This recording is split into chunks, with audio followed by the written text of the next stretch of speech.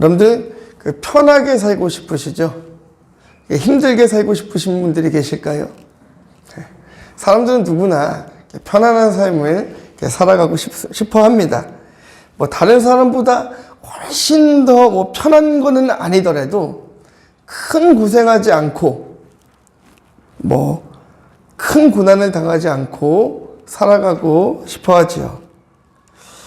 그러나 고생 또는 이 고난을 무조건 피할 수는 없는 것 같습니다. 우리가 주변을 조금만 돌아보아도요, 크고 작은 사고로 인해서 인생이 고단하신 분들도 계시고요. 원치 않은 또 질병을 얻어서 힘들어 하시는 분들도 계십니다. 또 어떤 분들은 힘든 세상을 스스로 등지기도 하시고요.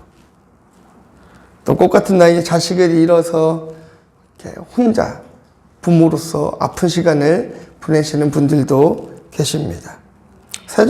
자녀가 사회적인 무리를 일으켜서 또 고통 속에 살아가는 부모님들도 계시죠. 이 모든 일들이 우리가 살아가는 이 사회 안에, 그 세상 안에, 우리 삶 가운데에 일어나지 않으면 참 좋겠지만 내 의지와 관계없이 이런 일들이 일어나곤 합니다. 근데 이러한 종류의 고난과 조금 다른 고난이 있습니다. 저는 이거를 좀 자발적인 고난이라고 이렇게 표현하고 싶어요. 자발적인 고난. 의로운 일을 수행하다가 당하는 고난이지요. 그렇죠? 우리 독립을 위해서 싸우신 분들은 그분들이 맞으면 안 아파서 그 일을 하셨습니까? 죽음이 두렵지 않아서 하신 것이 아니지요. 자발적으로 그 고난에 참여한 것입니다.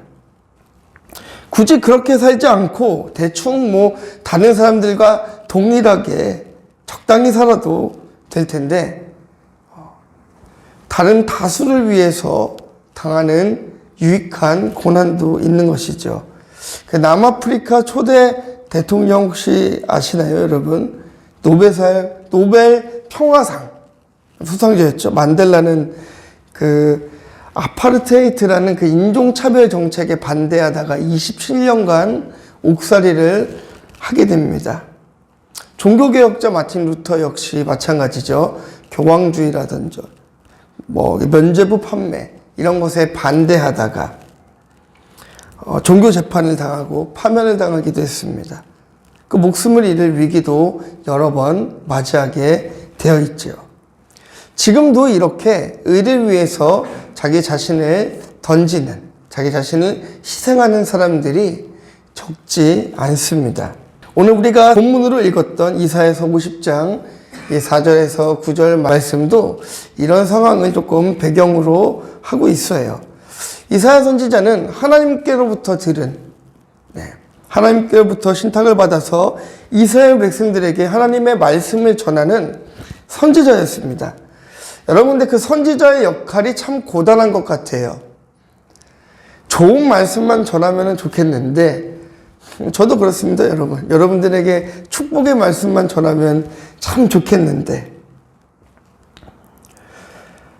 이스라엘 왕과 백성들이 하나님 뜻에서 멀어질 때마다 선지자들은 나서서 그들을 책망해야만 했고, 그들을 책망하는 하나님의 메시지를 가감없이 전해야만 됐습니다. 그걸 경고를 해야만 했죠.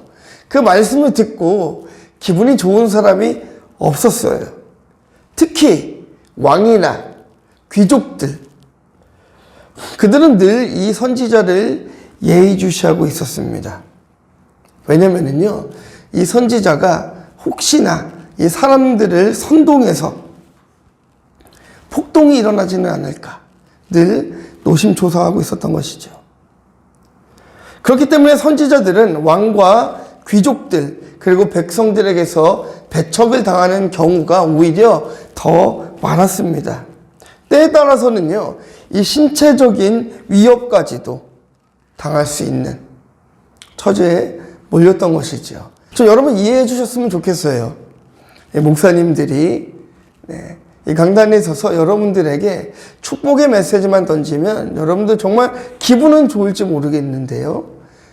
때로는 하나님께서 주시는 경고의 메시지도 여러분들이 귀담아 들어야 되는 줄 믿습니다. 그리고 목회자는, 목사는 저희는 또 신앙의 양심으로, 목사의 양심으로 그 말씀들을 가감없이 전해야 되는 줄 믿습니다. 아마 이사야 선지자가 지금 시대에 살아있다라고 한다면 이 세상이 얼마나 답답하겠습니까? 저희 학생들이 그러더라고요. 동성애는 선택의 문제 아닙니까? 라는 질문들을 하더라고요. 아이들은 왜 그렇게 변해갔을까요? 동성애는 절대로 안 되는 거야 라고 얘기를 해도 아이들은 그렇게 대답합니다. 목사님, 그거는 그 사람들이 선택할 권리가 있고 자유가 있는 거죠 라고 이야기를 합니다. 아이들은 왜 그렇게 생각하며 살아갈 수밖에 없을까요? 그렇게 듣고 그렇게 배우고 그렇게 보고 있기 때문인 것입니다. 그런 세상 가운데에 교회가 바른 메시지를 바르게 증거하지 않는다라고 한다면 지금 당장의 상황은 좋아질지 모르겠으나 앞으로 교회의 미래는 어두워지는 것입니다. 이스라엘 백성들에게 질책하고 있는 이사야 선지자의 이 메시지는 사실 그들을 사랑하기 때문에 던지는 채찍의 메시지이고요. 사실은 그들을 더 유익한 자리로 가게 하기 위한 하나님의 놀라운 섭리라는 것을 이스라엘 백성들도, 귀족들도, 왕들도 그것을 깨닫지 못했던 것이지요. 그래서 오늘 6절 말씀을 보면서 고난의 종으로 오실 예수님에 대한 예언을 먼저 한번 보도록 하겠습니다. 6절 말씀 한번 읽어보도록 하겠습니다. 시작.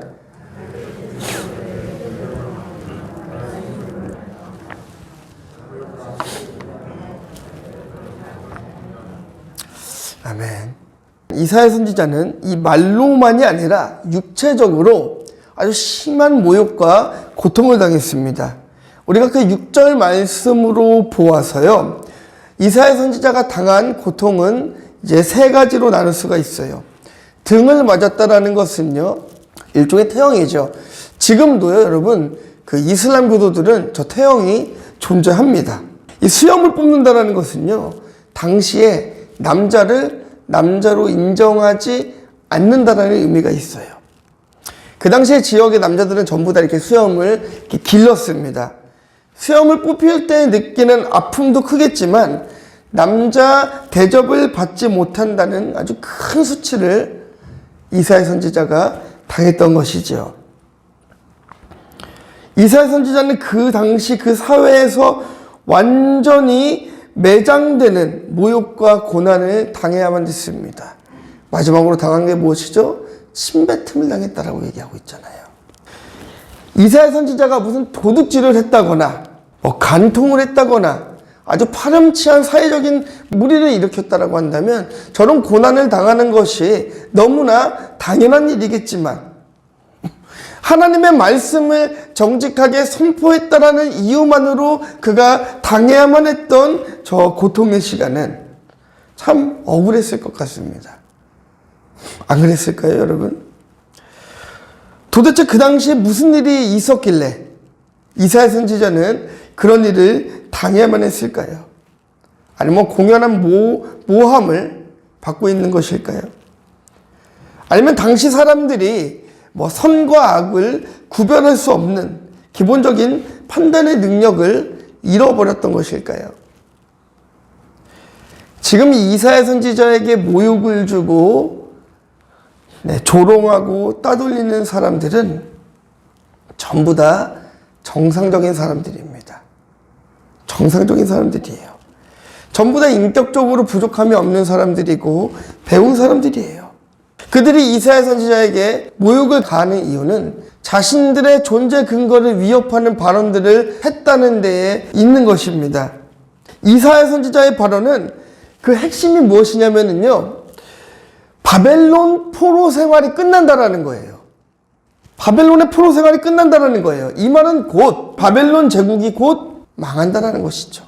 그래서 47장은요, 바벨론의 심판에 대한 설교를 하고 있어요. 우리 1절부터 3절까지의 말씀만 한번 같이 보도록 하겠습니다. 시작.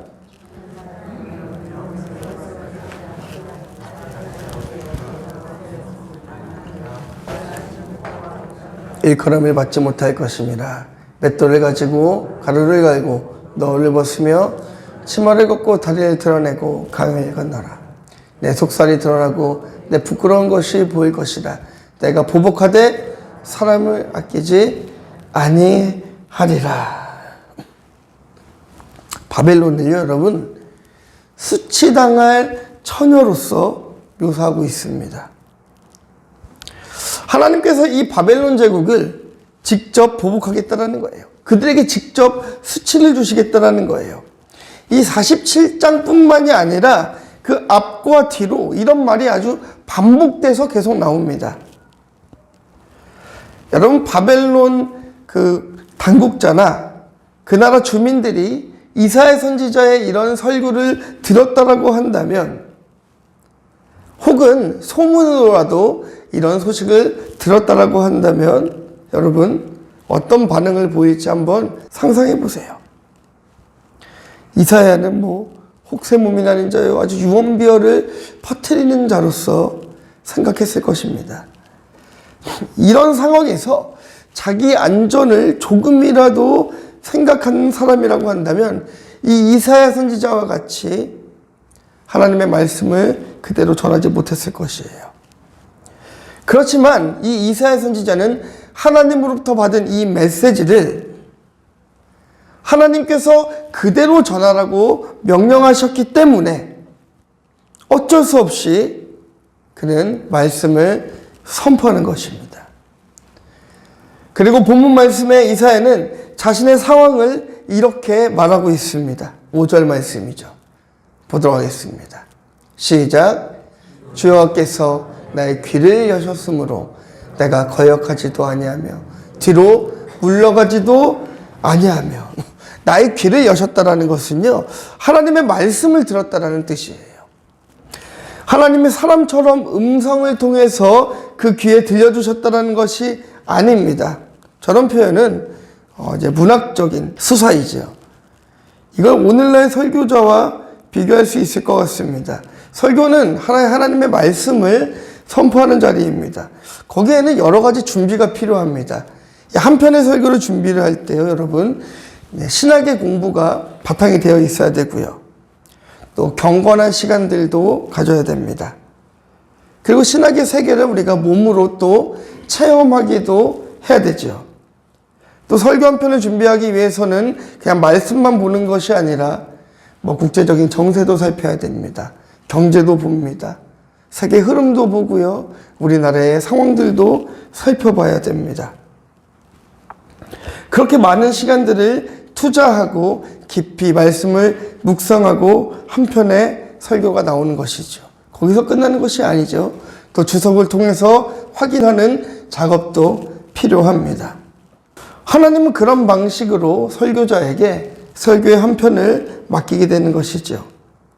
이 성경 말씀을 해석할 능력이 없는 자에게 이 자리를 맡기지 아니하십니다. 왜냐하면 자칫하면은요, 사람의 소리를 헛소리를 하게 될 수 있기 때문인 것이죠. 이사야 선지자는 선지자이면서도 신학자, 학자이기도 했습니다. 하나님이 자기에게 학자의 혀를 주셨고 학자처럼 알아들을 수 있는 귀를 주셨다라고 이 4절 말씀에 5절 말씀에 이야기하고 있는 것이죠. 자기가 깨달은 것이 지금 이사야 선지자가 하나님으로부터 받은 그 음성과 깨달은 이 말씀이 확실했기 때문에 바벨론 사람들의 심기를 거스르는 한이 있더라도, 더 나아가서는 그로 인해서 그가 박해를 당한다 할지라도 나는 그것을 전하지 않을 수 없다라는 거예요. 바르게 그 말씀을 전해야만 해야 된다는 것입니다. 바벨론 사람들에게 아주 불편함을 줄 수 있는 메시지는 확실합니다. 그런데 여러분, 이 바벨론 사람들이 불편함을 느끼는 것은 알겠어요. 그 나라가 망한다라고 하니까 굉장히 불편하겠죠. 그런데 불편한 사람들은 그들뿐만이 아니었습니다. 선조들이 그곳에 포로로 잡혀왔던 유다 백성들도 불편함이 있었습니다. 이 포로 생활이 약 50년 가까이 지금 흘러가고 있는 상황입니다. 포로의 1세대는 대부분이 이제 죽었고요. 1세대 일부와 2세대, 3세대가 지금 그곳에 정착해서 나름대로 잘 먹고 잘 살아가고 있는 상황입니다. 그들은 자신들의 어떤 민족적이고 종교적인 뿌리가 바벨론이 아니라는 사실은 알고 있었어요. 그렇다라고 해서 자기 조국인 유다를 또 자랑스럽게 생각하지도 않았습니다. 하나님을 믿는 신앙이 바벨론에서 또 잘 유지된 것도 아닙니다. 이 바벨론에는요, 여러분, 주류의 종교가 따로 있었어요. 당시에 그 근동을 지배했던 바벨론 제국의 신이 하나님보다 더 우월하게 보였던 것이죠. 그들이 볼 때는 그랬다는 것입니다. 이스라엘을 비롯해서 아주 소수의 사람들만이 해방의 날을 기다리면서 신앙의 전통을 바르게 수행하고 유지하고 있을 뿐이지 대다수의 유다 사람들은 별로 신앙에 관심이 없었습니다. 그냥 그곳의 그 체제에 만족하면서 편하게 사는 것에만 관심이 있었을 뿐이죠. 아주 자연스러운 현상입니다. 바벨론은 당대 최고의 문명을 자랑하던 나라였기 때문에 그곳에서 살아가는 것에 큰 불편함을 느끼지 않았던 것이지요. 심지어는 이 바벨론은요, 바벨론뿐만이 아니죠. 제국들은 나라를 침략한 뒤에 어떤 정책을 펼치죠? 이 동화 정책을 꼭 펼칩니다. 그렇죠. 뭐 이름도 바꾸고 말도 바꾸고 문화도 바꾸고, 네. 유명무용의 압박을 이제 가하는 거죠. 그렇게 시간이 흘러가면 점차 작은 나라들은 전부 다 제국으로 흡수가 될 수밖에 없는 것입니다. 지난 인류의 역사들이 전부 다 그렇게 흘러갔어요.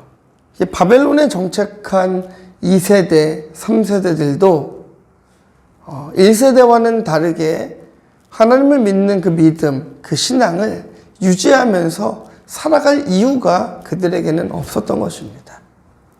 자신들이 바라볼 때에는 우리 조상들이 믿었던 그 하나님보다 지금 그 바벨론을 크게 만들었다라고 생각하는 바벨론의 신이 더 우월하게 보였고 더 크게 보였기 때문에 그들은 하나님에 대한 존재를 잊고 있지는 않았지만 하나님을 완전한 분으로, 완벽하신 분으로, 이 땅을 창조하신 그 하나님으로 받아들이고 있지 않았던 것이지요.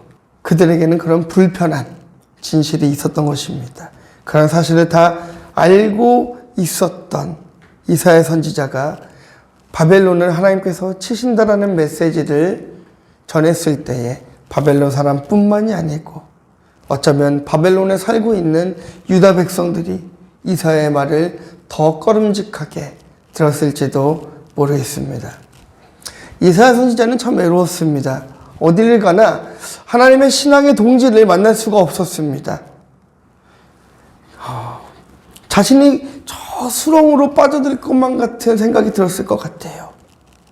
그래도 그는 자신이 듣는 하나님의 말씀을 전할 수밖에 없었습니다. 화초리를 다른 사람 등에 맡기고 수염 뽑히는 것을 당하고 그 뺨을 그들에게 맡기고 침뱉음을 당해도 얼굴을 가리지 않겠다라는 이사야 선지자의 그 고백은 마치 그리스도께서 우리를 위하여 십자가에 못 박히시고 그 순환을 당하셨던 그 장면을 연상케 하는 것이죠. 이사야 선지자는 그 고통과 모욕을 당하면서도 당당하게 하나님의 말씀을 증거하였습니다. 이 모습은 그리스도의 모습과도 같습니다.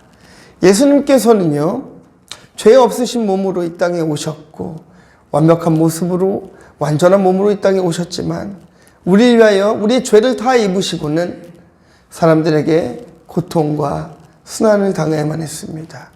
천국의 복음을 증거하였지만 그것을 듣는 무리는 극소수밖에 없었습니다. 오히려 유대인의 왕으로 오셨다는 그리스도의 메시지를, 메시아로서 이 땅에 오셨다는 그리스도의 메시지를 들었던 사람들은 채찍을 하고 침뱉음을 하는 순환을 주었던 것이죠.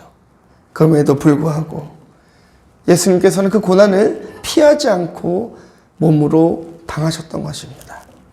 저는 오늘날도 이사야 선지자처럼 청중들의 비위를 맞추는 설교에서 벗어나야 된다라고 생각합니다.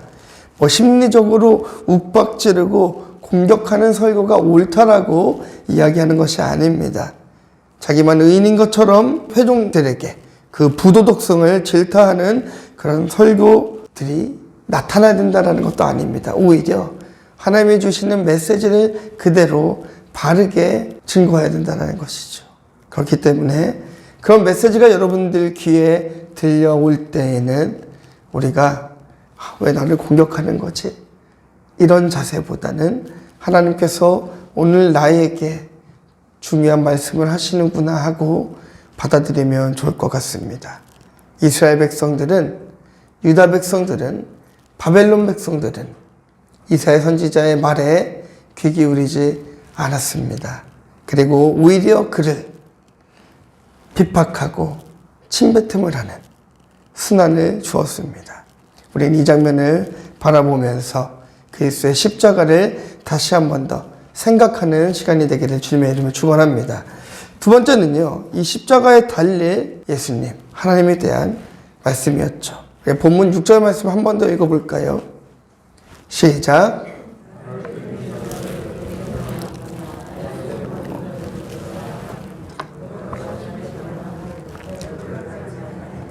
여러분, 그 복음서 기자들은요, 고난의 종에 대한 그 이사야의 설교를 예수님의 고난에 대한 암시로서 이렇게 받아들입니다.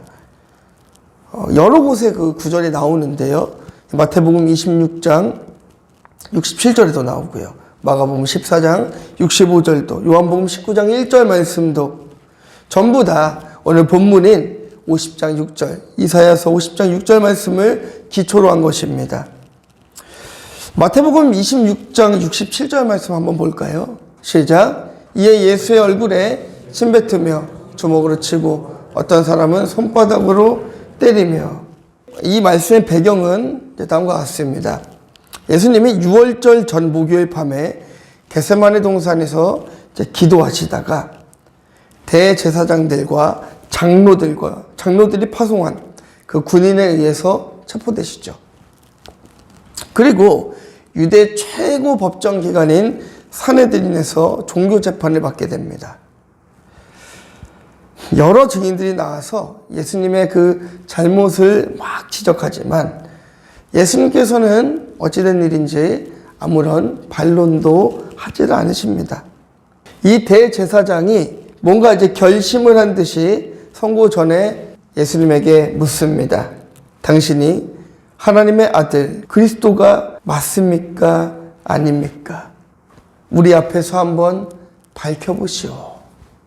이야기하는 것이죠. 그때 예수님은 그들의 요구에 직접적으로 대답하지 않고 이렇게 말씀하십니다. 내가 말하였노라.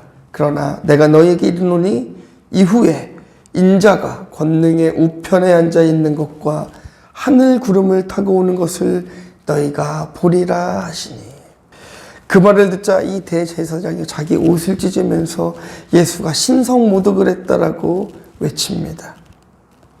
이 산헤드린에서 다루는 그 송사 문제 중에서 가장 큰 죄목이 무엇이냐면요, 바로 신성모독죄입니다. 신성모독죄. 산헤드린 의원들은 예수 그리스도를 십자가에 못 박기로, 예수를 죽이기로 다 결의를 하는 것이죠. 이 마태복음 26장 67절은 바로 오늘 본문인 이사야서 50장 6절을 연상시키는 설명이 나오는 것입니다.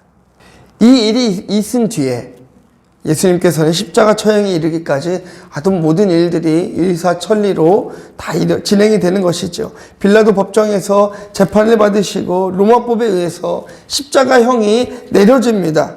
그리고 곧바로 십자가형이 진행이 되는 것이죠.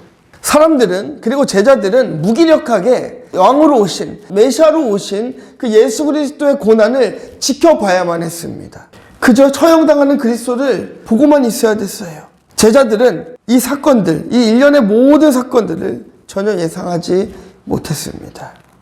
혼란스러워졌던 거예요.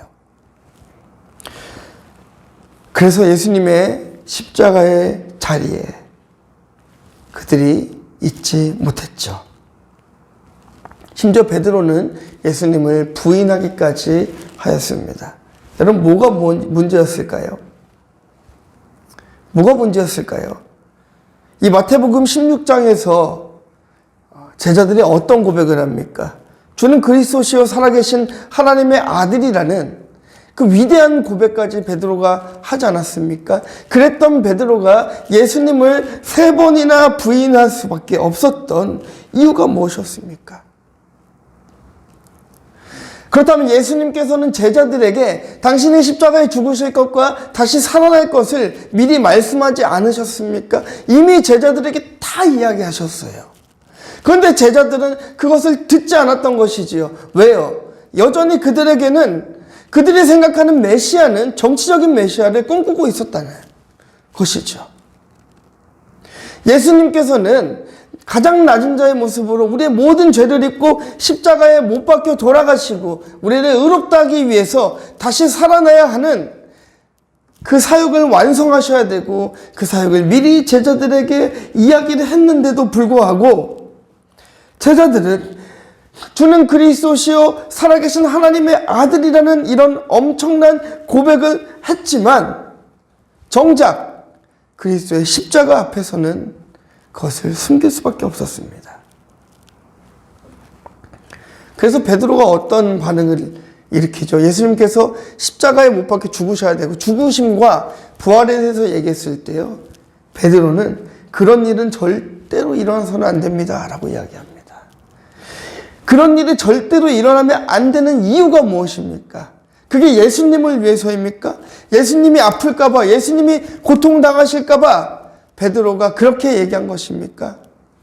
이 일이 결코 주께 미치지 아니하리다라는 것은요, 사실은 베드로의 욕심 때문이었잖아요. 무언가 왕으로 오신 예수님께서는 이 땅을 지배하셔야 되고 정치적으로 이 땅을 심판하셔야 되는데 죽으실 수 없다라는 거예요. 베드로의 생각이었던 것입니다.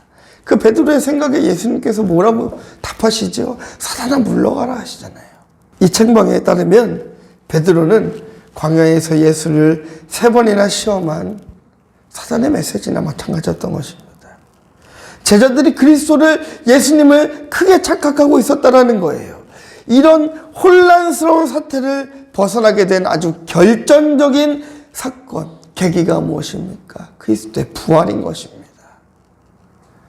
극적인 사건인 것이죠. 이 부활을 통해서 그리스도가 하나님의 아들이라는 것을, 그 사실을 마음으로 깨닫게 되었던 것입니다. 제자들은 이제 그 부활의 주님을 만나고 이후에는요, 수치와 부끄러움을 몸으로 다 감당했습니다. 그리스도의 십자가를 부끄럽게 여기는 것이 아니라 세상에 선포했던 것입니다. 하나님께서 고난과 죽음을 통해서 세상을 구원하셨다는 이 복음의 메시지를 복음서 기자는 400년 전에 고난의 종을 노래한 이사야 선지자의 글에 이런 단서가 있다는 것을 확인하고 오늘의 본문의 말씀을 받아들이고 복음서로 기록했던 것이죠. 여러분, 이사야 선지자의 입장으로 한번 다시 돌아가 보도록 하겠습니다. 예수님께서는 하나님이시고 그 구속의 모든 사역들을 미리 다 아셨기 때문에 이 모든 상황들이 고통스럽지만 받아들이실 수 있었습니다. 그러나 이사야 선지자는 어떻죠? 육신의 몸을 입고 지극히 우리와 같은 몸을 가지고 살아가는 선지자 아니겠습니까? 이스라엘 백성들에게, 이 유다 백성들에게 그가 몸소 고난 당하는 모습을 보여줌으로써 소수의 사람들은 절망 가운데 희망을 보았을 것입니다. 여전히 복음을 외치는 자가 있구나. 하나님의 메시지를 바르게 전하는 자가 있구나. 오히려 그들은 희망이 되었을 것입니다.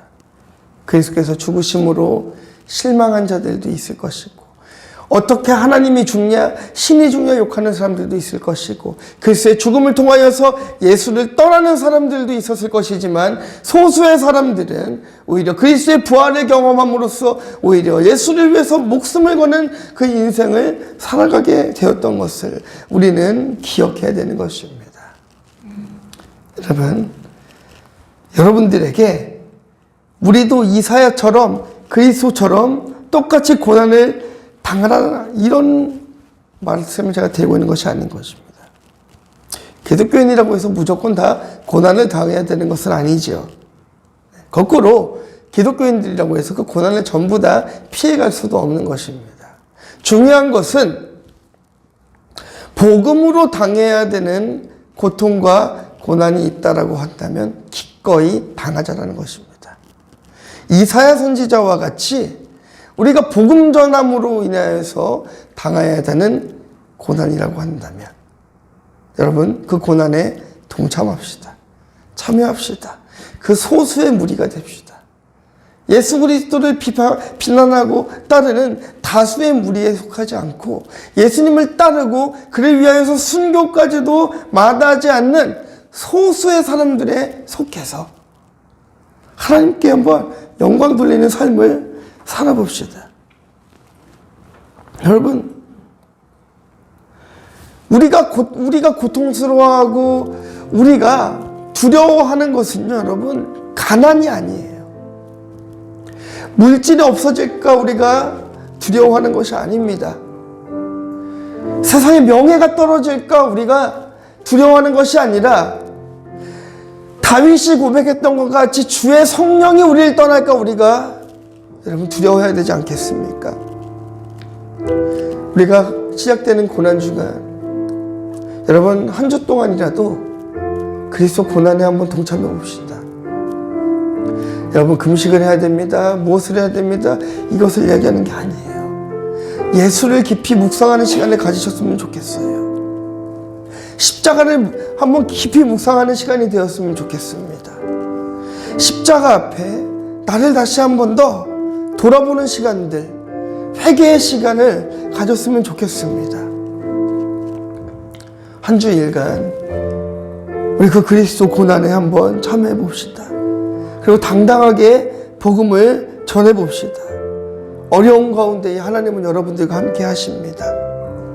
하나님은 단 한순간도 여러분 곁을 떠나신 적이 없습니다.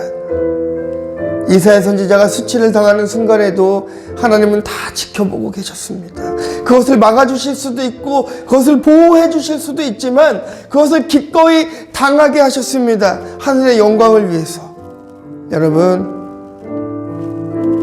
그리고 오늘 하나님께서는 여러분들에게 말씀하십니다. 그리스도를 위하여서 그 고난에 동참하자 말씀하십니다. 우리 이 시간 함께 기도하기 원해요. 우리 큰 소리로 기도하지 않고 묵상으로 한번 기도했으면 좋겠습니다. 우리 그리스도의 십자가를 한번 묵상했으면 좋겠습니다. 하나님, 내가 잊고 있었던 그 예수님의 십자가를 다시 한번 더 돌아봅니다.